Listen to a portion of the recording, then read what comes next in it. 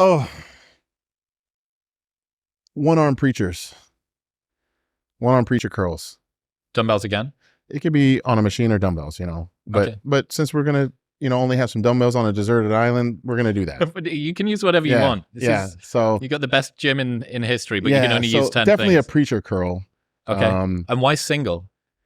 Because I can concentrate more on one arm than two. I can also isolate and understand why is one arm stronger than the other. And am I performing the rep the same on either arm? Now, if I'm in a fixed position, I can't tell. So I need to see, I need to feel, and I need to physically see this. So Are you supinating on that, or are you going to stay? Oh yeah, I'm going to do that. But I also got to recognize, like, am I having any, bicep tendon stuff and shit like that?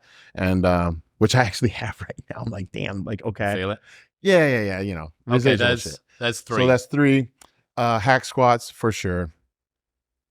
For sure. Hack